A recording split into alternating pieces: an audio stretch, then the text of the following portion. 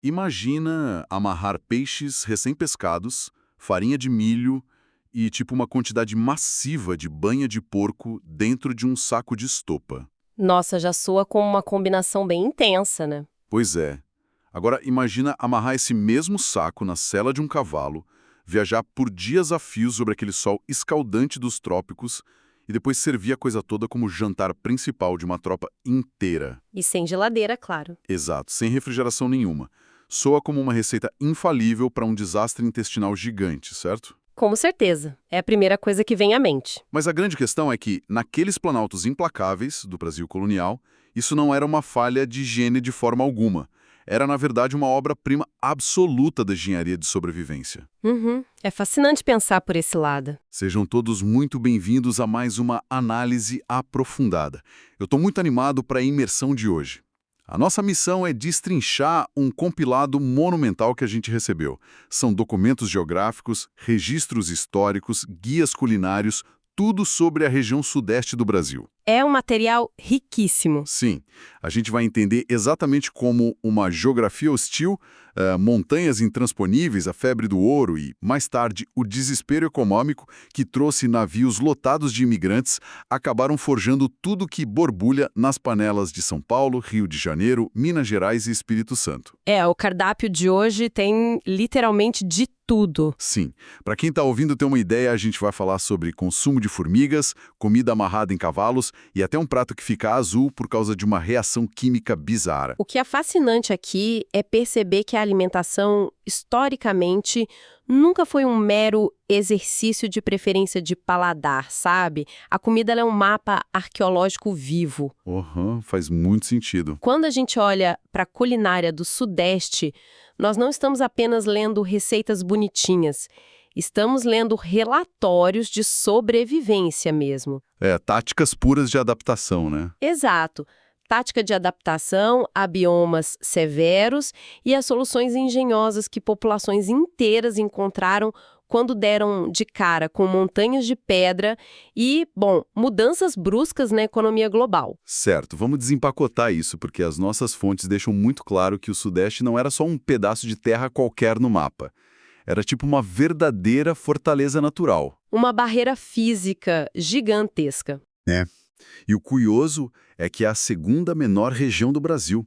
Ocupa só cerca de 1/10 da superfície do país. Mas, lendo os relatos geográficos, a gente nota que a topografia agia como um grande adversário.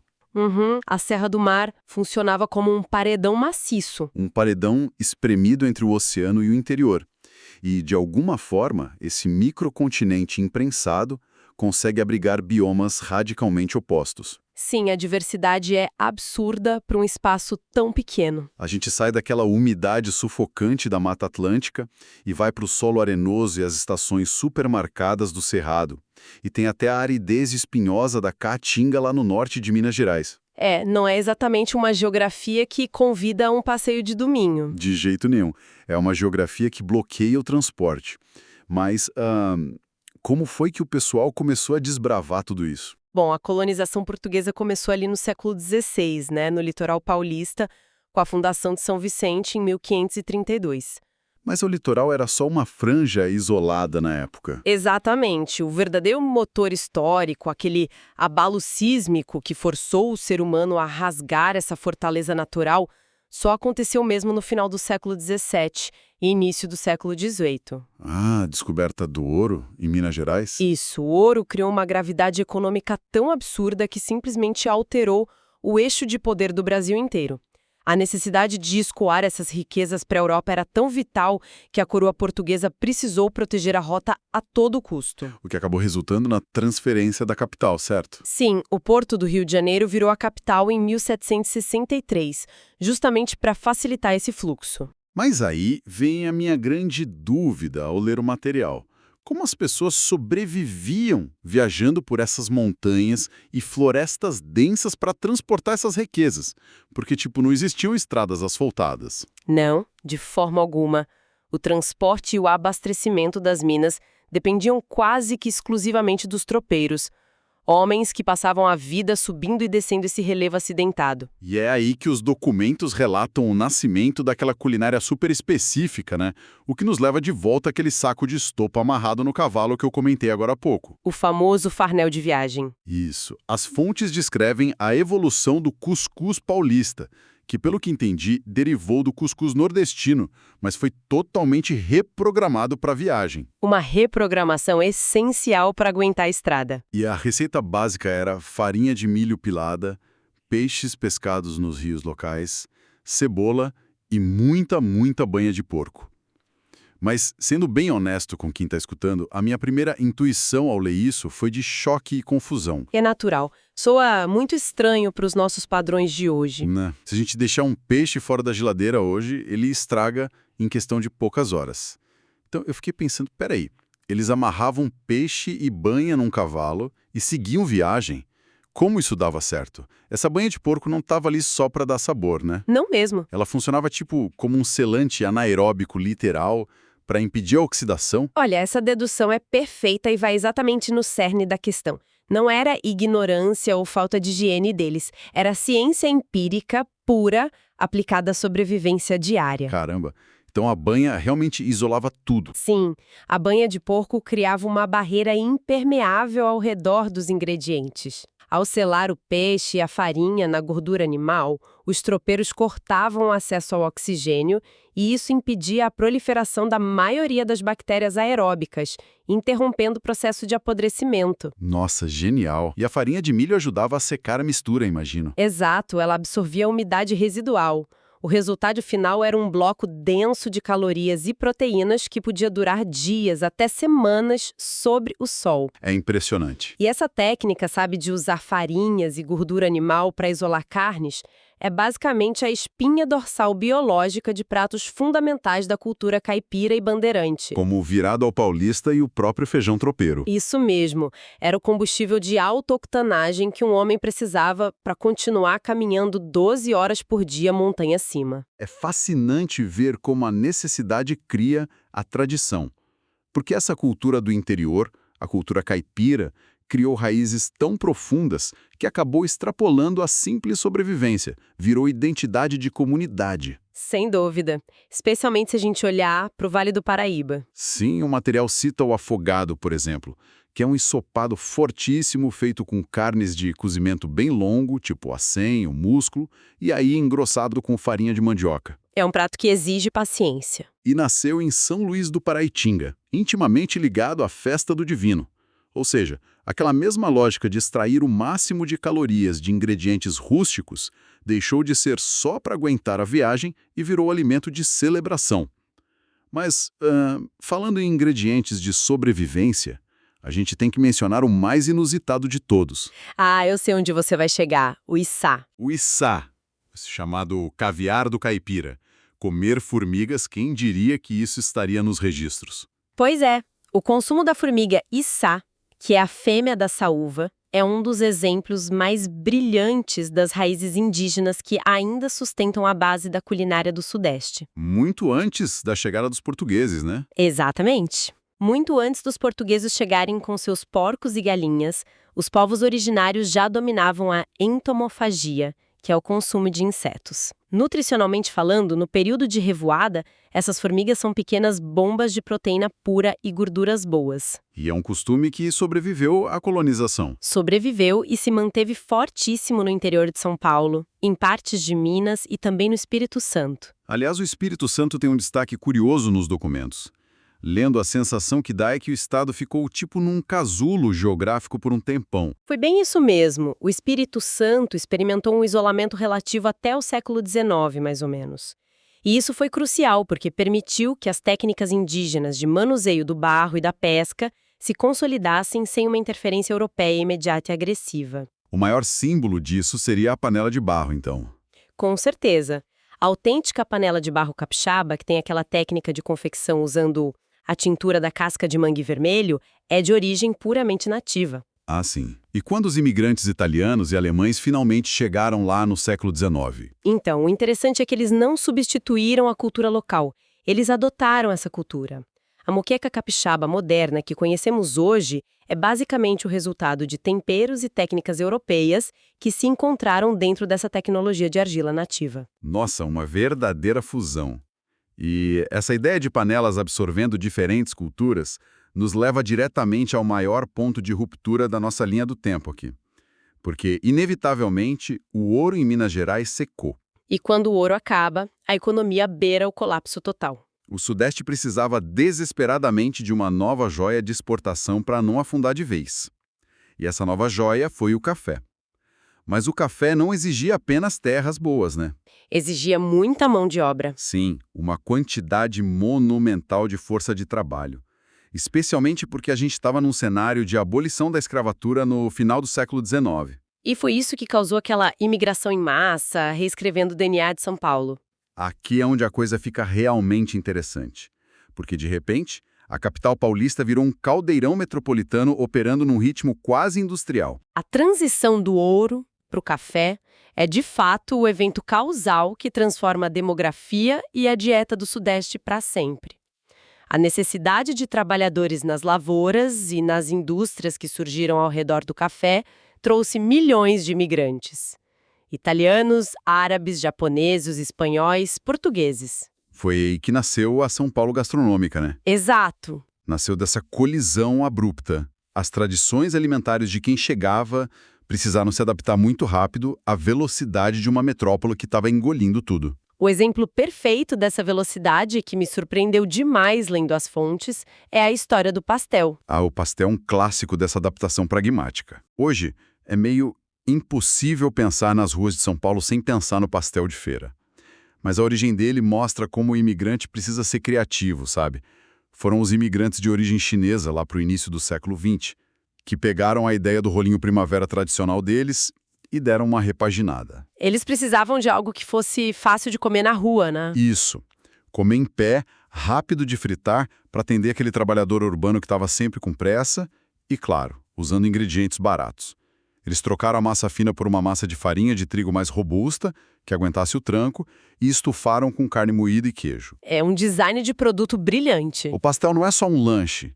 Ele é o produto perfeito para uma cidade que não tem um minuto a perder. E a gente nota a mesma inteligência adaptativa nas cantinas ítalo-paulistanas, por exemplo. Os imigrantes italianos chegaram com suas receitas de família, mas bateram de frente com uma realidade bem dura. O trigo europeu de alta qualidade que eles usavam era escasso ou muito caro por aqui. E como eles resolveram isso? Eles começaram a misturar as farinhas que tinham disponíveis, passaram a usar os cortes de carne locais, que eram mais baratos, e incorporaram os temperos que encontravam nas feiras de São Paulo. Aquela macarronada monumental de domingo, clássica em São Paulo, é, na verdade, uma invenção híbrida. Uma tentativa de matar a saudade de casa, mas usando o que a terra brasileira dava. Exatamente. E claro, como o dinheiro do café estava fluindo solto nessa época, a gente começa a ver também os pratos que eram o puro suco do excesso, voltados para a nova burguesia da cidade. A fonte traz um relato maravilhoso sobre o lendário filé do Moraes. O ápice da ostentação carnívora paulistana. Para quem gosta de um bom bife, a descrição do documento é quase poética. Era um medalhão de filé mignon de 500 gramas, grelhado por fora, mas extremamente mal passado por dentro, nadendo numa piscina literal de alho e óleo, e servido com muita batata frita e agrião. É a antítese total daquele farnel de viagem dos tropeiros. Totalmente. O farnel era para a pessoa não morrer de fome no mato. O filé do Moraes era para mostrar que a pessoa tinha dinheiro sobrando para esbanjar na noite de São Paulo. E se conectarmos isso ao cenário maior, para entender a diferença entre São Paulo e o Rio de Janeiro nessa mesma época, o contraste é muito revelador. Enquanto São Paulo era essa força bruta, pragmática, super rápida e inundada de dinheiro novo e imigrantes, o Rio de Janeiro era a capital federal. Exato. A corte portuguesa e depois o Império e a Jovem República moldaram o Rio com uma burocracia bem profunda e, claro, com uma vontade ferrenha de imitar a elite europeia o tempo todo. A influência de Portugal na culinária carioca não era só uma memória distante, era a regra vigente da alta sociedade. dá para sentir o peso pesado dessa herança em cada esquina gastronômica carioca que os documentos citam. Existe uma verdadeira devoção ao bacalhau e aos grandes cozidos. Os botequins do Rio são provas vivas disso. Sim, A carne bovina, nesses botequins tradicionais, ganha um tratamento quase de realeza. Temos o picadinho de filé mignon, bem caldoso, o filé a cavalo coroado perfeitamente com aquele ovo de gema mole e o famosíssimo filé Osvaldo Aranha. Aquele com farofa de ovos de batatas portuguesas, né? Esse mesmo, nomeado em homenagem direta a um diplomata e político de alto escalão. E lógico, a proximidade com a Bahia gerou criações fantásticas com frutos do mar, tipo camarão com chuchu e a imponente sopa-leão veloso, que seria meio que uma resposta tropical à bouillabaisse francesa. Mas, sabe, há um processo sociológico muito fascinante acontecendo no Rio de Janeiro e que merece a nossa atenção aqui. Qual? O palco central dessa elite carioca era a Confeitaria Colombo, que foi fundada em 1894 por portugueses. Lá, os políticos e artistas se encontravam sob aqueles espelhos de cristal enormes. Mas o verdadeiro projeto de identidade nacional do Brasil não nasceu nos cristais da Colombo. Nasceu na adaptação da feijoada. Precisamente. Originalmente, o feijão cozido com as carnes menos nobres do porco, tipo pés, orelhas, rabos, era a base de sustento das camadas mais pobres, dos escravizados e, mais tarde, dos libertos. O que aconteceu no Rio ali na virada do século XIX para o XX foi uma cooptação cultural. Exato. Lendo os relatórios, fica muito claro que a elite carioca, tentando criar uma cultura que fosse genuinamente brasileira no pós-império, começou a elevar a feijoada de status. Eles pegaram o prato rústico e gourmetizaram. Pegaram esse prato de pura resistência, tiraram o pé e a orelha e adicionaram carnes nobres, linguiças refinadas, acompanhamentos como a couve finamente cortada e a laranja, que, aliás, ajudava na digestão pesada, né? E começaram a servir isso em restaurantes chiquérrimos. É um fenômeno brutal de ressignificação. Um prato que nasceu da escassez absoluta nas senzalas foi totalmente repaginado para virar a grande bandeira da identidade culinária nacional, servida em mesas de toalha branca. É alquimia social em sua forma mais pura. Mas veja bem, enquanto o Rio e São Paulo operavam nessa frequência acelerada de criação de identidades nacionais e absorção industrial, havia um Brasil profundo onde o relógio parecia funcionar num ritmo totalmente diferente. Estamos falando de Minas Gerais de novo. Sim. Quando as minas de ouro se esgotaram em Minas, muitas comunidades ficaram literalmente isoladas nas montanhas. Esse isolamento forçou um retorno à agricultura de subsistência, mas com um diferencial vital: A abundância de tempo. a abundância de tempo. A relação de Minas Gerais com o tempo é algo que, sério, transborda em todas as páginas do nosso material. Sem aquele frenesi de cavar ouro ou de operar um grande porto comercial, a vida lá passou a girar em torno do ciclo da terra. A hospitalidade mineira se consolida aí, né? Naquela mesa farta, na vontade de ter um dedo de prosa. O famoso café coado na hora, acompanhando as quitandas. Nossa, as quitandas, o pão de queijo, o quebra-quebra, a brua de fubá, o sonho. Mas o que mais me impressionou nisso tudo foi perceber a ciência silenciosa que existe por trás da tradição doceira de Minas Gerais. A variedade de doces é algo fora do comum. A quantidade de compostas é um negócio absurdo. Tem figo verde musgo, mamão em fita, goiaba, ginipapo, o famoso doce de leite do Araxá, e aqui entra novamente a questão da sobrevivência disfarçada de sabor, não é? O açúcar não estava ali só para agradar o paladar infantil da galera. De modo algum. Na ausência de geladeiras e tecnologias modernas de refrigeração, e vivendo no isolamento daquelas montanhas, o açúcar era, na verdade, a principal ferramenta de conservação química de longo prazo que eles tinham. Conservação pelo açúcar, como funciona isso na prática? O processo de cristalização ou de fazer caldas super densas funciona através da osmose. O alto nível de sacarose literalmente extrai a umidade de dentro dos micro-organismos que tentam se instalar nas frutas.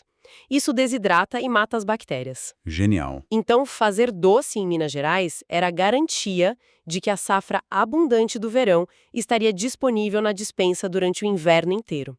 Só que isso exigia muita paciência, enormes tachos de cobre e dias ali mexendo e apurando a calda. E para equilibrar toda essa doçura técnica e intensa, entra em cena o grande trunfo de Minas, o queijo.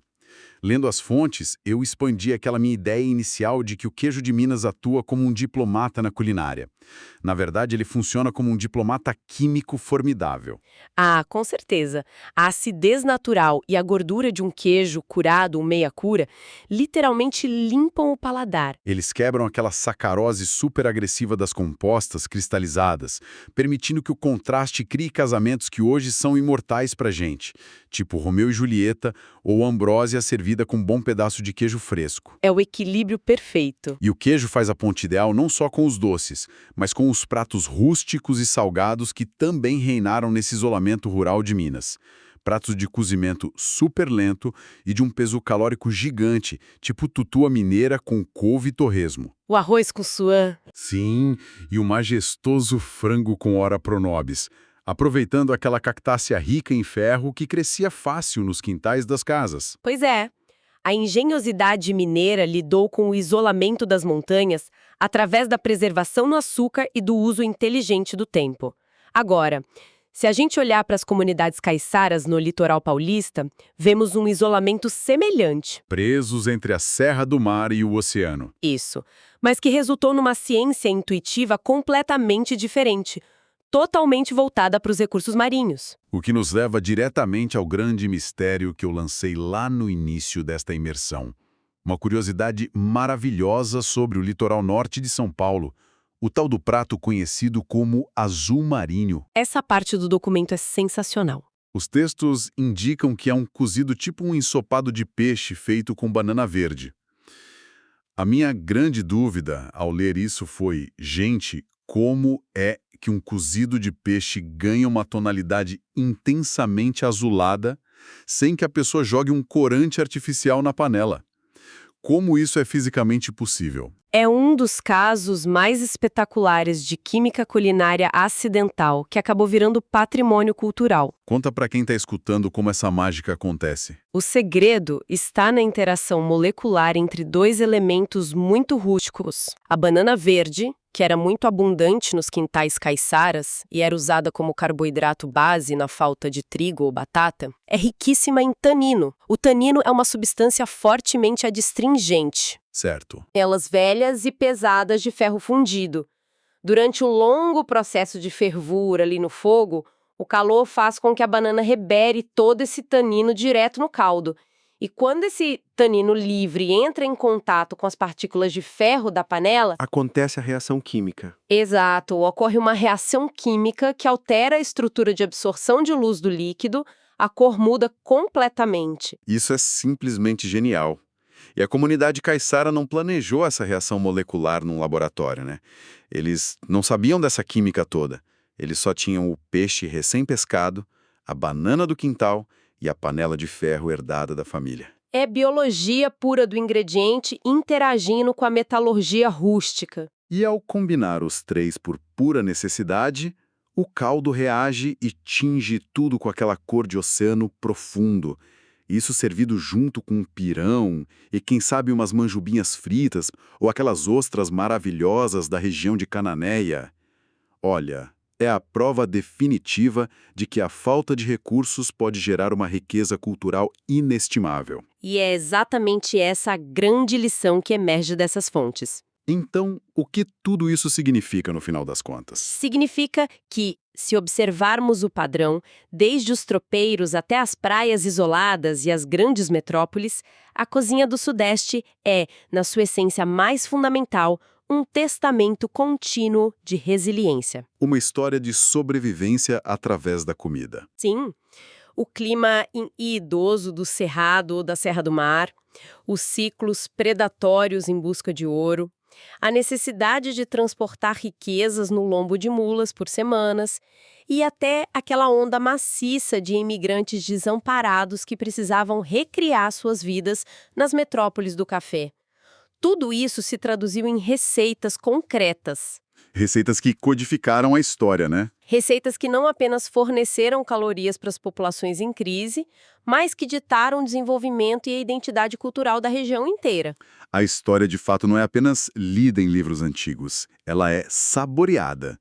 E para fechar nossa análise aprofundada de hoje, Acho que vale a pena deixarmos uma pulga atrás da orelha de quem acompanha a gente, baseada nisso tudo que a gente discutiu. É sempre bom deixar algo para refletir. Pero, muitas das nossas tradições mais veneradas hoje e das receitas de família que a gente guarda com tanto carinho não nasceram de um surto de inspiração poética de um grande chefe. A grande maioria nasceu da pura necessidade. Elas começaram como acidentes químicos inevitáveis ou como táticas desesperadas de sobrevivência diante de uma natureza brutal.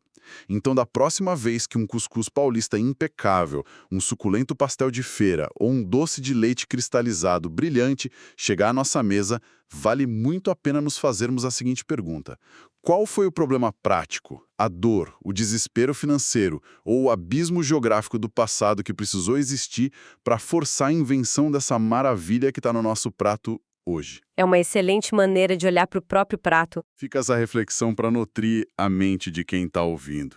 Continuemos investigando os segredos de tudo aquilo que nos alimenta. Um grande abraço para todo mundo e até a nossa próxima imersão.